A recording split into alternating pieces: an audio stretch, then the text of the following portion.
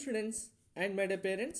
JW 2025 3rd April shift 1 paper జనవరి shift పేపర్స్తో compare చేస్తే ఈరోజు పేపర్ ఎలా ఉందనేది ఇన్ డీటెయిల్గా చెప్తాను. వీడియో స్కిప్ చేయకుండా చూడండి, లైక్ చేసి తప్పకుండా షేర్ చేయండి.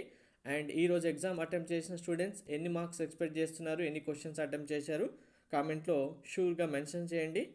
మ్యాథ్స్ బిఫోర్ దట్ ప్రతి ఒక్కరు ఎగ్జామ్ ఇంకా నెక్స్ట్ ఉన్న స్టూడెంట్స్ అయితే పీవైక్యూస్ పైన ఎక్కువ ఫోకస్ చేయండి. పీవైక్యూస్ ఎంత ప్రాక్టీస్ చేస్తే మీ మార్క్స్ అంత ఇంప్రూవ్ అవ్వడానికి ఛాన్స్ ఉంది.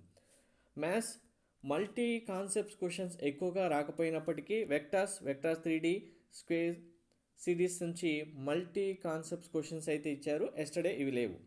And section be good, attempt చేయొచ్చు. డూయబుల్ క్వశ్చన్సే ఉన్నాయి 10 to 15.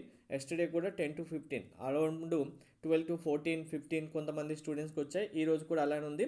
మ్యాథ్స్ అయితే మోడరేట్గా ఉంది. ఫిజిక్స్ టైం టేకింగ్ అయితే వచ్చింది, అంటే నెంబర్ ఆఫ్ క్వశ్చన్స్కి టైం ఎక్కువ తీసుకున్నప్పటికీ వెయిటేజ్ అయితే అన్ని చాప్టర్స్ గుడ్ వెయిటేజే ఉంది.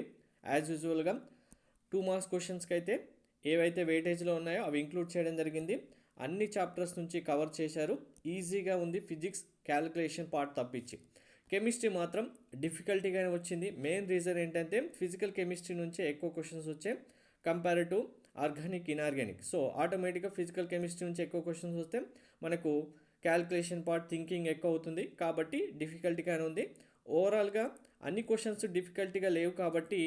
అండ్ సెక్షన్ బి కూడా గుడ్, అటెంప్ట్ చేయొచ్చు. అందరు స్టూడెంట్స్ పర్ఫెక్ట్గా చేశారు, మోడరేట్గానే ఉంది. So compare to yesterday 2 papers chemistry తప్ప ఫిజిక్స్ మ్యాథ్స్ అయితే ఈక్వల్గానే ఉండొచ్చు. కెమిస్ట్రీ మాత్రం కొంచెం డిఫికల్టీ లెవెల్ ఇంక్రీజ్ అయిందని చెప్పొచ్చు. Thank you.